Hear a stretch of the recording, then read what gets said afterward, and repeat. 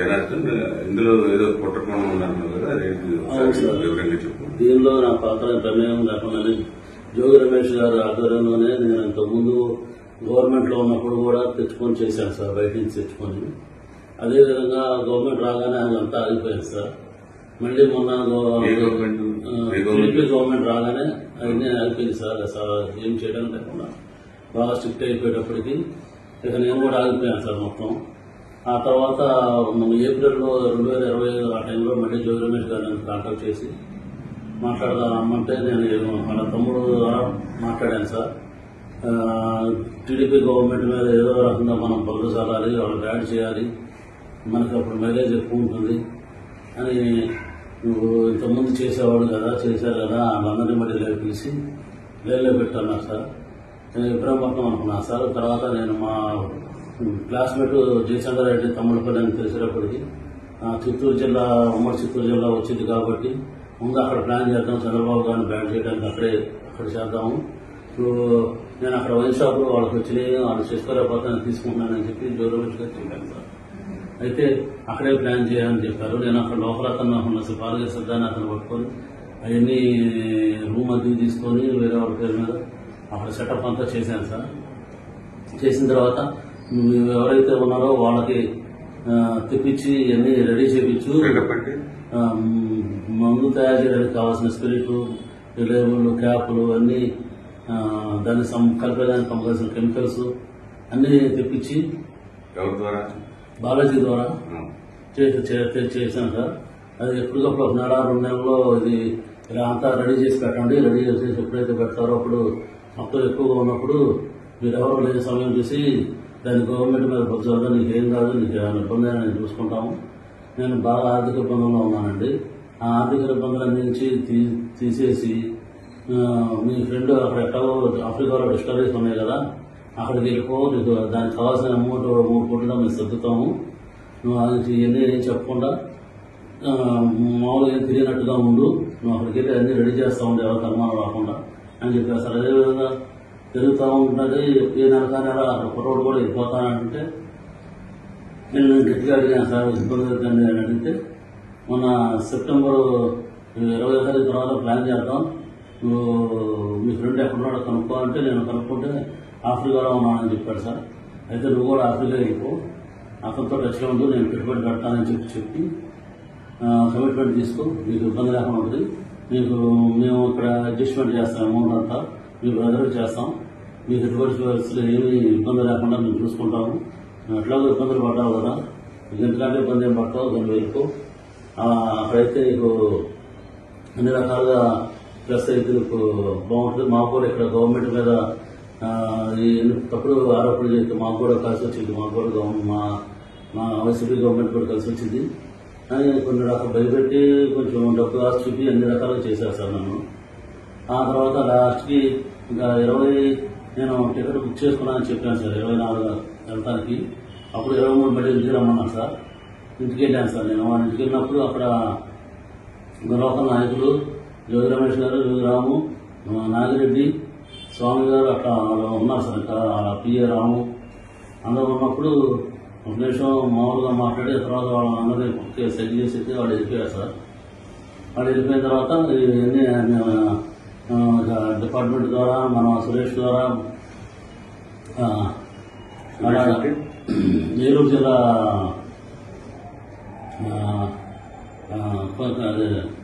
కొల్లేరు ఏరియాలో ఉంటాడు సార్. నాకు నారాయణపురం బాగున్నప్పుడు అక్కడ ఫైనాన్షియల్ వచ్చింది సార్. అతని ద్వారా ఈ డిపార్ట్మెంట్కి అక్కడికి ఇన్ఫర్మేషన్ పాస్ చేసి అది రైడ్ చేయించారు సార్. మున్సిపల్ జైలులో రైడ్ చేయించి అది సరికంతా పట్టించి గవర్నమెంట్ మీద వ్యవస్థగా మాట్లాడి గవర్నమెంట్ ఏదో తప్పులు చేస్తుంది అని చెప్పి బాగా చేసి యాంటీ చేసుకొద్దాం ట్రై చేశారు.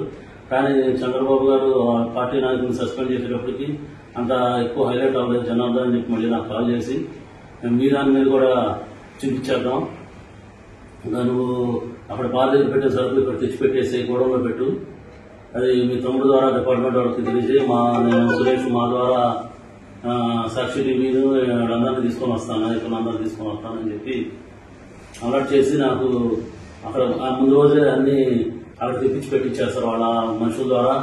ఆడ తెప్పించి పెట్టించారు సార్. అదేవిధంగా ఇన్ఫర్మేషన్ లీక్ చేయించే తమ్ముడు ద్వారాను మీడియా సాక్షి మీడియా ద్వారా వాళ్ళ మనుషులు సురేష్ ఏలూరు ఆయన ద్వారా ఇట్లా డిపార్ట్మెంట్ అన్నిటికీ చేసి అది పెట్టించారు సార్. మా గోడంలో పెట్టిన లెక్కలు పెట్టించారు సార్. పక్కన గోడంలో బాగా ఎదురుగా ఉన్న గోడంలో. అంతతో అయిపోకుండా మళ్ళీ అక్కడ ముందు రోజే అక్కడ ఎన్ని బాగా చేస్తున్నట్టుగా ఖాళీ క్యాన్లు కూడా తెప్పించి పెట్టించారు సార్. ఖాళీ ఎంటీ క్యాన్లు పెట్టారు సార్. ఎంటీ క్యాన్లు పెట్టించేసి ఇదంతా బాగా జరిగిపోతుంది, ఇక అన్ని రాష్ట్రంలో అన్ని ఏరియాలో ఇలాగే చేస్తున్నారు అని చెప్పి అని బాగా బాగా హైలైట్ చేశారు సార్. ఈ గవర్నమెంట్ కి చాలా బ్యాడ్ నేమ్ వచ్చింది, బాగా జరిగింది, నేను చూసుకుంటా నువ్వు రావసలేదని చెప్పారు సార్ నాకు. ఆ చెప్పిన రోజు నుంచి నాకు ఈ రోజు వరకు కూడా నాకు యాంటిసిపేట్ వేరే అన్నారు, సంపం కూడా అక్కడ తీసుకెళ్ళారు సార్. దీంతో పాటు మా తమ్ముడిని కూడా అరెస్ట్ చేసి మా తమ్ముడికి చేస్తున్నట్టు కూడా ఇన్ఫర్మేషన్ ఏం లేదు సార్, కలుస్తానని కూడా. ఆ లాయర్ గారి ద్వారా కూడా నాకు ఏం జరిగిందని నాకు నమ్మకం లేదు సార్. నాకు ఇవన్నీ అవ్వదని చెప్పేసి నేనే వచ్చి డిపార్ట్మెంట్ సహకరించి గవర్నమెంట్ మీద నా మీద జరిగింది, నేను వల్ల ఇబ్బంది పడింది అన్ని చెప్పేసి ఇక డిపార్ట్మెంట్ గారు సహకరిద్దామని చెప్పి నేను వచ్చేసాను సార్. ఇదంతా మేము నమ్మదగ్గగా మేమెందుకు నమ్మాలి? మీరు ముందు మీ ఫ్రెండ్నే కదా ఆయన జయచంద్ర రెడ్డి, ఆయన అసలు ఇరికించారు. మరి ఈ విషయంలో ఇరికించలేదు సార్. ఆయన ఏం చేశాడంటే పెద్దిరెడ్డి గారు, రామచంద్రెడ్డి గారు పక్క కాన్స్టిట్యున్సీ, ద్వారకారెడ్డి ఆ కాన్స్టిట్యున్సీ, మిగిలిరెడ్డి ఆయనే చూసుకుంటాడు మొత్తం.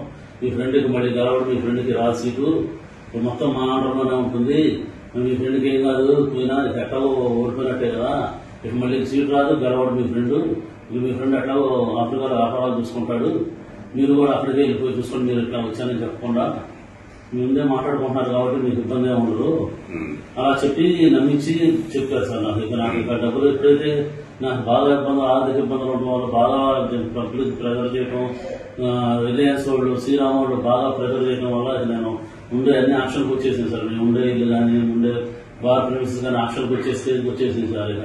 ఇక నాకు తట్టుకోలేక ఆయన చెప్పింది వినేసి ఆయన ఆశ్చర్యించిన 3 కోట్లు నాకు ఇస్తారనుకున్నాను, ఎప్పుడైనా తీరుతారనుకోని నేను ఓకే అన్నా సార్, చేసేదానికి ఓకే అన్నా సార్. మరి ఈయన ఎన్నాళ్ళుగా పరిచయం మీకు? ఈయన నాకు చిన్నప్పటి నుంచి పరిచయం సార్, జోగి రమేష్ గారు. నాకు నేను చిన్నప్పటి నుంచి నాకు జయచంద్ర రెడ్డి చదువుకున్నప్పుడు సార్ మాకు ఇంజనీరింగ్ విద్యానగర్ ఎంబీకేఎస్ గూడూరు దగ్గర దానిలో ఎంబీకేఎస్ చదువుకున్నప్పుడు పరిచయం సార్. మళ్ళీ ఎలక్షన్ టైంలోనే మేము వెళ్ళాం సార్ ఆయన దగ్గరికి. ఆ టైంలో మా క్లాస్మేట్స్ అందరం వెళ్ళి కలిసి అక్కడ క్యాంపెయిన్ దగ్గర వెళ్ళి పార్టిసిపేట్ చేసాం సార్. ఆ తర్వాత ఇక మళ్ళీ ఎప్పుడైతే ఇట్లా వైన్ షాప్ వచ్చి ప్లాన్ చేశారో రమేష్ గారు ఈ విధంగా చేద్దాం, నువ్వు వెళ్ళు వైన్ షాప్ తీసుకుంటాను మాట్లాడు, ఇది చేద్దాము, నీకు ఉపయోగపడుద్ది, నీ ఫ్రెండ్ వాళ్ళు నీకు ఉపయోగం లేదు కదా, నా వల్ల ఉపయోగం ఉంటుంది, అతనికి ఏం లేదు, అతనికి ఏం పోదు, ఆయన ఆల్రెడీ ఇలా ఓడిపోయాడు కాబట్టి ఇబ్బంది ఏం లేదు.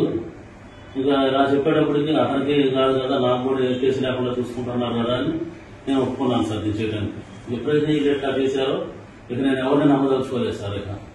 ఇక ఎవరు ఇస్తానా లేదు, నేను ఎట్లాగో ఇబ్బంది పడిపోయాను, ఇంకా మళ్ళీ ఇక ఇబ్బంది పడకూడదని చెప్పేసి వచ్చి ఇక సరెండర్ అయితే ఇక గవర్నమెంట్ శిక్ష క్లాస్ ఎట్లా దానికి రెడీ వచ్చేసాను సార్. గత వారం రోజులుగా కల్తీ మద్యం కేసులో నకిలీ మద్యం కుంభకోణం కేసులో వైఎస్ఆర్ కాంగ్రెస్ పార్టీ తరఫున, మా అందరి తరఫున, నా తరఫున కూడా సిబిఐ ఎంక్వైరీ చేయమని చెప్పేసి నారా చంద్రబాబు నాయుడిని, రాష్ట్ర ప్రభుత్వాన్ని డిమాండ్ చేశాం. కానీ ముఖ్యమంత్రి నారా చంద్రబాబు నాయుడు మాత్రం సిట్ అంటే చంద్రబాబు నాయుడు సిట్, చంద్రబాబు నాయుడు స్టాండ్ అంటే స్టాండ్, చంద్రబాబు నాయుడు పడుకో అంటే పడుకోవచ్చు, చంద్రబాబు నాయుడు నిలబడు అంటే నిలబడవచ్చు. ఇది కాదు మేము అడిగింది చంద్రబాబు నాయుడు. సిబిఐ ఎంక్వైరీ అని చెప్పి అడిగాం. సరే ఓకే. నిన్న నారా చంద్రబాబు నాయుడు ముఖ్యమంత్రి ప్రెస్ మీట్ పెట్టి దీనిలో ఉన్న పాములా లేకపోతే ఏమంటారు అవన్నీ కూడా బయటకు వచ్చేస్తాయి. జోగి రమేష్ అను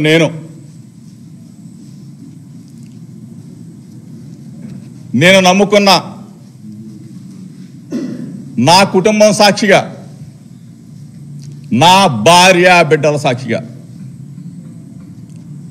నా వర్గాలు అభిమానించి నా బలహీన వర్గాల సాక్షిగా,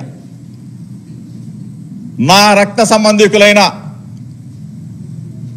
నా గౌడ జాతి అన్నదమ్ముల అక్క చెల్లెమ్మల సాక్షిగా, నేను అడుగులో అడుగు వేసి నడిచిన నా వంగవీటి మోహన రంగా గారి అభిమానుల సాక్షిగా, రాష్ట్ర ప్రజలకు చెప్తా ఉన్నాను, ఈ కేసులో గన నేను చంద్రబాబు నాయుడు ఆరోపించినట్టుగా నేను దీనిలో ఇన్వాల్వ్ అయి ఉంటే ఏ శిక్షకైనా సిద్ధంగా ఉన్నానని చెప్పేసి మీ ద్వారా తెలియజేస్తా ఉన్నా. నా వర్గాల ప్రజల సాక్షిగా, నా రక్త సంబంధికులన్న నా కులం సాక్షిగా, నా వంగవీటి మోహన రంగా గారి సాక్షిగా, కోట్లాది మంది ప్రజలు అభిమానించే వైఎస్ఆర్ కాంగ్రెస్ పార్టీ అధినేత జగనన్న సాక్షిగా, చంద్రబాబు నాయుడిని మీడియా మిత్రులతో ఒక్కటే అడుగుతా ఉన్నా. నీకు పిల్లలు ఉన్నారు, నీకు ఒక పిల్లోడు లోకేష్ను కూడా అడుగుతా ఉన్నా. నీకు ఒక పిల్లోడు ఉన్నాడు. చంద్రబాబు నాయుడు గారి అంటే చంద్రబాబు నాయుడు గారి భార్యను అడుగుతా ఉన్నా, లోకేష్ భార్యను కూడా అడుగుతా ఉన్నా. చంద్రబాబు నాయుడు, నువ్వు మీ భార్యకి చెప్పు, ఆ అమ్మకు చెప్పు. లోకేష్, మీ ఆవిడ బ్రాహ్మణికి చెప్పు. జోగి రమేష్ ఈ విధంగా చేశాడు అని చెప్పిన తర్వాత సిట్ అధికారులు, నువ్వెవడో సిట్ అధికారులు వేసావు కదా, వాళ్ళని పిలిపించి డైరెక్ట్గా చంద్రబాబు నాయుడు గారి భార్య కానీ లోకేష్ కానీ వాళ్ళతో మాట్లాడమను. మాట్లాడిన తర్వాత చంద్రబాబు నాయుడు గారి భార్య కానీ లోకేష్ భార్య కానీ ఒకటే చెప్తుంది, అరే బుద్ధి తక్కువ వాళ్ళరా, 45 సంవత్సరాల పాటు మీకు రాజకీయాల్లో అనుభవం ఉందని చెప్తా ఉన్నాడు చంద్రబాబు నాయుడు. మనకి కుటుంబం ఉంది, జోగి రమేష్కి కుటుంబం ఉంది. వాళ్ళ పిల్లోడిని అన్యాయంగా ఆల్రెడీ ఒక కేసులో ఇరికించేశావు, రెండో కేసులో రాజకీయంగా చూసుకోవాలి, కానీ ఇటువంటి పనికి మాలిన కేసులు ఎట్లా పెడతావు చంద్రబాబు నాయుడు అని చెప్పేసి వాళ్ళ భార్య అడుగుతో లేదో మీడియా మిత్రులు ఒకసారి అడగమని చెప్తా ఉన్నా. లోకేష్ని బ్రాహ్మణి అడిగిదో లేదో ఒకసారి మీడియా మిత్రుల ద్వారా అడగమని చెప్తా ఉన్నా. చంద్రబాబు నాయుడు దీని మీద స్పందించాలా. నేను నా భార్య బిడ్డలతో వస్తా చంద్రబాబు నాయుడు, నువ్వు నీ దైవం వెంకటేశ్వర స్వామి సన్నిధిలో, తిరుపతి వెంకన్న సన్నిధిలో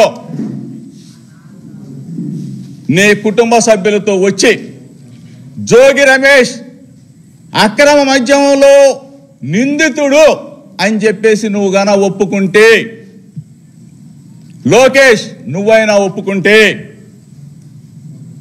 ఏ శిక్షకైనా ఈ జోగి రమేష్ సిద్ధంగా ఉన్నాడని చెప్పేసి చెప్తా ఉన్నా, ఛాలెంజ్ చేస్తా ఉన్నా.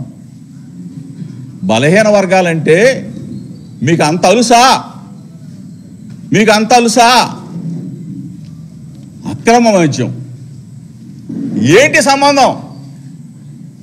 నేను వెళ్ళి అక్కడ అక్రమ మద్యాన్ని నారావారి సారా ఇది ఏరులై పారిస్తా ఉన్నాడు. ప్రతి బ్రాందీ షాపులో అమ్ముతా ఉన్నాడు, ప్రతి బెల్ట్ షాపులో అమ్ముతా ఉన్నాడు, ప్రతి ఇంటికి రేషన్ లాగా పంపిస్తా ఉన్నాడు ఈ ప్రభుత్వం చంద్రబాబు నాయుడు అని చెప్పేసి నేను చెప్పడం ఏంటి? జనార్దన్ అతనితో నువ్వు రిమాండ్లో ఉన్న అతనితో నువ్వు ఒక వీడియో, రిమాండ్ రిపోర్ట్లో జోగి రమేష్ పేరు లేదు, రిమాండ్ రిపోర్ట్లో జోగి రమేష్ పేరు ఎక్కడా లేదు.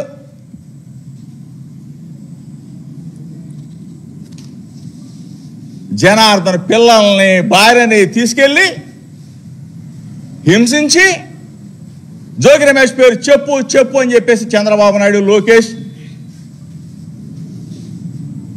మీరు ఇంత దారుణానికి ఉరికడతారా?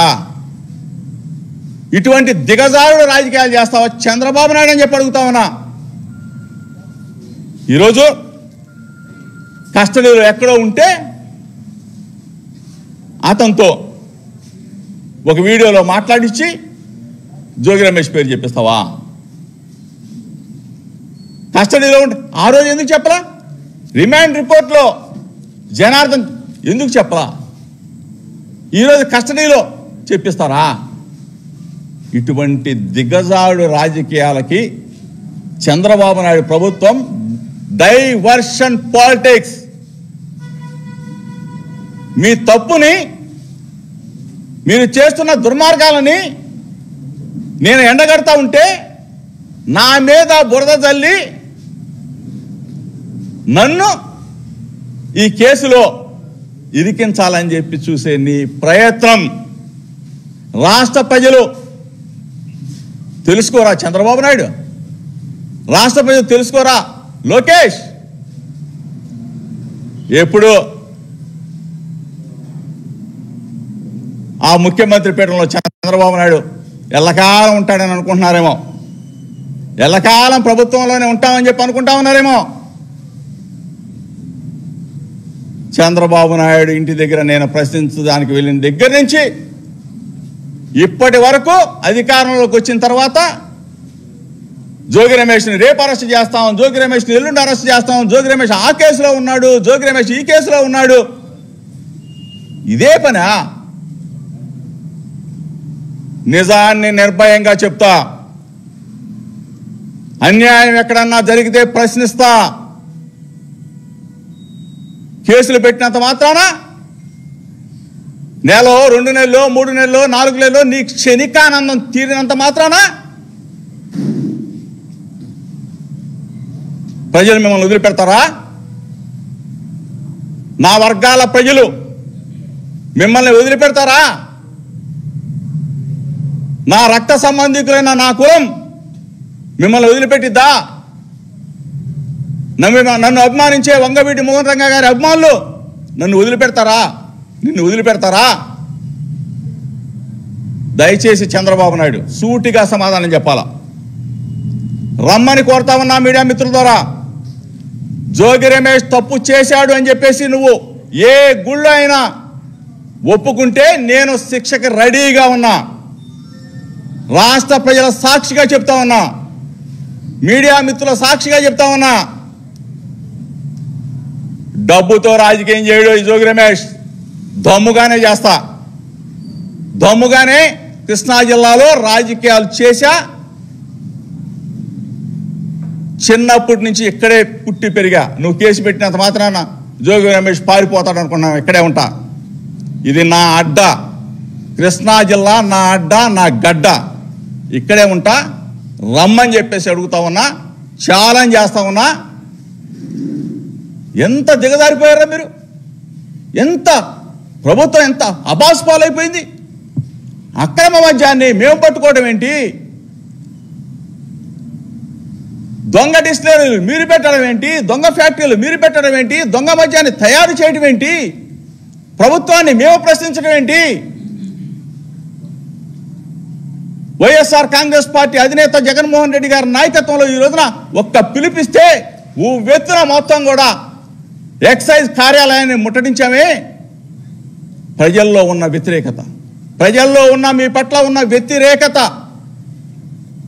మిమ్మల్ని పరిపాలన చేయమనిస్తే అడ్డగోలుగా మీరు దోచుకొని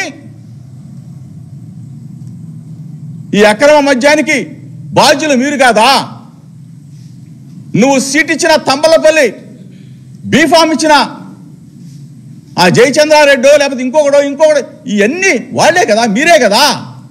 ఇటువంటి దుర్మార్గానికి ఒడిగట్టిన మీరు డైవర్షన్ పాలిటిక్స్తో జోగి రమేష్ మీద బురదేసి జోగి రమేష్ అంటే ఒక వీడియో తీసి సృష్టించినంత మాత్రాన, చెప్పించినంత మాత్రాన, ఆ పిల్లల్ని వాళ్ళ భార్యని వేధించినంత మాత్రాన ఒక 3 నెలల్లో 4 నెలల్లో నేను లోపల ఉన్నంత మాత్రాన మీ క్షణికానందం, మీ రాక్షసానందం ఎప్పుడు ఒకలా ఉండవు. గుర్తుపెట్టుకో, రాజకీయాలు ఎప్పుడు ఒకలాగుండవు. మీకు దమ్ముంటే ధైర్యంగా మమ్మల్ని ఎదుర్కో.